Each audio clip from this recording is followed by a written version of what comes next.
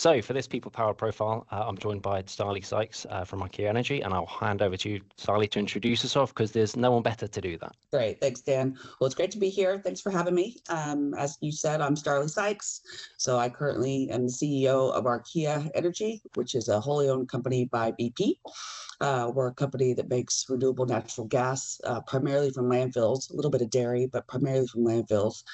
And I can explain more about what that means if it's helpful. But who I am is somebody who's worked in the energy industry for 27 years. But more importantly, I'm a mom. I've got 3 boys. They are 20, 14, almost 15, and then a 7-year-old. And then I'm also, a wife and a sister and all that other stuff too. So yeah, great to be here. Awesome. Well, thank you again. I guess potentially to kick us off, can you give us a bit of a whistle-stop tour of your career to date and where you've got to for now? Yeah, glad to. So I'm a mechanical engineer. I got my bachelor's degree from Texas A&M University years ago. And after that, I joined the energy industry. So first, while I was in college, I worked for Mobil Oil in West Texas and Midland. I worked in New Orleans, Alaska, and then I did some work for one of our oil field services companies in Norway and in Scotland. After school, I joined BP. And I went into the offshore kind of deep water world, first working in kind of offshore operations support. I did a few jobs in kind of finance, as well as a lot of time in projects and developments and kind of building things, primarily in the offshore, but also some in the onshore US as well. I spent some time at our headquarters in London. So I lived in London for a couple of years, which was fantastic. And then I moved back and ran one of our big deep water operations called Nikika. I then did about 9 years doing projects all over the world. So kind of building big stuff in many different countries around the world. And then in my last role, I ran our deep water offshore business in the Gulf of Mexico and Canada. And then about, I guess, 2 years ago or so, I started to do this company. I moved over to a different part of the industry and have been leading this company for about 2 years.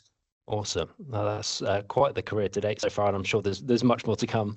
With that, I think we see a lot of people coming in from different industries, so oil and gas being a prime example to RNG. How have you found that transition for yourself?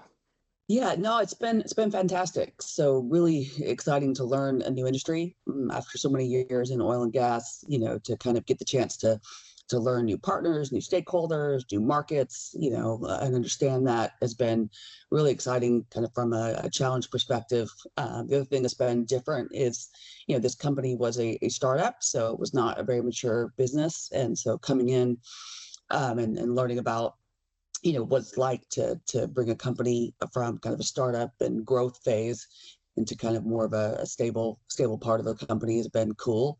It's also very geographically diverse. So we're in, over 32 states across the US. I like to joke that I spent kind of my whole career traveling around the world, and now I'm getting to travel around America. So that's been kind of different and fun. But the other thing that surprised me is there's how much is actually quite similar. So things like, safety and operations and, building projects and operating gas facilities, a lot of that. My skill sets that I developed previously and those that have come over from the oil and gas business, a lot of it is transferable. So it's been great.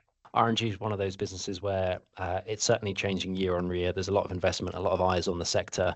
And I think it was back at Savannah at Biogas Americas where I saw you speak, actually, when everyone was highlighting how much can happen in 12 months. And I guess from your time in the industry, what major developments have you seen take place?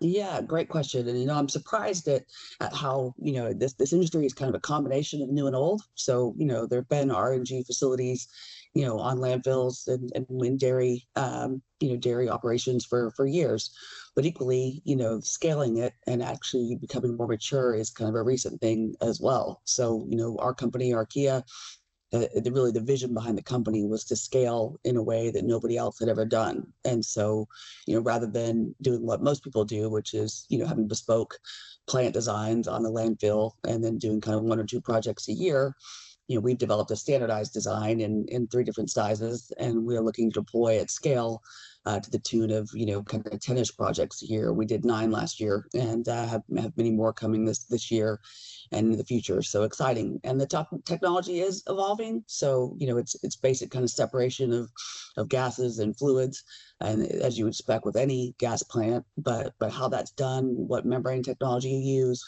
what separation technology is something that's changing over time, and how the plant's configured and how you operate it is also developing and improving over time, which is fantastic. As an industry gets bigger, as I said, it gets a lot more attention, more eyes, more investment, and with that comes more scrutiny, more policies and procedures. What are the major things that you can see that are potentially challenging the RNG sector at the moment?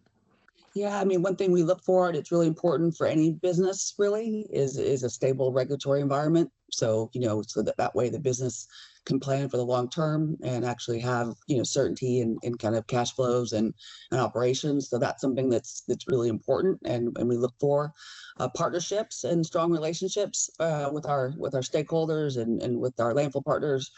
And our suppliers is also critically important. And so we work really hard on developing, mutual relationships where, there's trust and respect, and we can work together for the long term. And then, capital funding can be an issue in this industry. It's less of an issue for Archaea because we've got kind of BP's backing behind us, but it can be a big challenge for our competitors. Definitely. Well, that makes sense, 100%. And I think as the industry grows, more people are needed to push that as well. I guess from your stance and IKEA stance, what are some of the key skills that you're recruiting for or potentially struggle to recruit for as that industry gets bigger? Yeah, great question. And I should say, I've gotten to know people that, have history in the RNG business that are fantastic and really passionate about the work they're doing. And it's fantastic to have them as part of the team. And as you mentioned, we've had people come from other industries as well. So whether it's oil and gas or midstream or other kind of analogous industries, it's fantastic to be part of the team. One thing we have a challenge with is finding experienced operators, in particular in the more rural areas where there may not be an adjacent industry that's there. But so we're always looking for operators with expertise in electric and mechanical equipment and processes, and people who are willing to kind of go work in different places. We're also looking for employees that have expertise in engineering and the tech space, things like process optimization, environmental and safety compliance, construction, and of course, project management. No, exactly that. And I think that transferable industry piece is key, 100%. And, some things that we come across is when you're talking to people about RNG, they have a preconceived idea of what that might be. I think, when people think renewables, they get drawn to the headline acts of wind or solar. How can we potentially draw people to the wonderful world of RNG and see that as a viable career path? Yeah, great question. And I think people, just open your mind and think about, what are the skill sets that you could bring, and how this could be something that's actually pretty exciting and interesting, because it is still gas. It's methane gas by composition, which is, the same as the gas that you produce from, natural gas when you're drilling in oil and gas fields, but it comes from different places. It comes from landfill. And so it's beneficial use of waste that humans generate, and animals in some case, when we're talking about dairy, and to actually capture that methane and put it for beneficial use is really exciting when you think about it. So I'd say just open your mind and think about, how you can use your expertise to do something that actually is really beneficial for people and the planet, and for the energy needs that we need. Exactly. And I think one thing we also see as well is as any industry emerges and grows, there is a flux between, the gender split within the industry. And I think according to LinkedIn at the moment, it's heavily weighted towards, male occupants, and they're sitting around 72%, which, needs to level out. From your point of view and what you're seeing and potentially what you might be doing as a business, what can we do as an industry to level that out potentially over the next 5 years? Yeah, great question. And as you can imagine, for my whole career, in oil and gas, and now moving into RNG, there is a gender gap. But I've been really, really impressed with our workforce at Archaea, and in particular our women. We've got some fantastic people on the team. My leadership team has a number of women on it, which is fantastic. So I think, that helps. But I think in general, being thoughtful about candidate slates, looking at, where you can find diverse audiences for job postings, and then generally, the culture of the company, being inclusive in meetings and conversations, and, demonstrating that people of all kind of backgrounds can be successful and have a voice at the table. So that's something I'm really passionate about. Awesome. No, that's great to hear. And I think, seeing you speak back at Biogas Americas last year and everyone was talking about growth and the map that was on the screen showing what that was projected to look like, I guess from Archaea's point of view, what does growth look like over the next 5 years potentially? Yeah, so growth looks like getting our plants online and becoming kind of a preferred partner for the landfills that we partner with and the waste companies that we work with. And I think for us, we really believe that we're differential in that space, both in how we interact and operate, and then kind of becoming a reliable developer and operator. So that's our goal, and we currently are the biggest RNG producer in North America, and we intend to stay that way. Potentially one to close us out then. So if you were to turn back the clock and speak to a younger Starlee and you had to pass on some advice, what would be the key piece of information you'd give to yourself starting out that career? Yeah, great question. So, gosh, I think the biggest thing I'd say is don't stress so much. Um, I think when I was younger, I thought everything was a big deal, and I think with perspective, looking back over a long career, yes, stuff's important, but equally, keep a perspective about it, and always focus on kind of the big picture. Awesome. Well, that's great advice for anyone that's looking to pursue a career in any industry, really. So I think that will go down really, really well. But thank you for taking the time out to have a chat with us on this people-powered profile. I think people will glean some really important information about the RNG sector and Archaea as that journey goes as well. And yeah, finally, thank you. Yeah, great. Thanks, Dan. Enjoyed it. Take care. Thank you.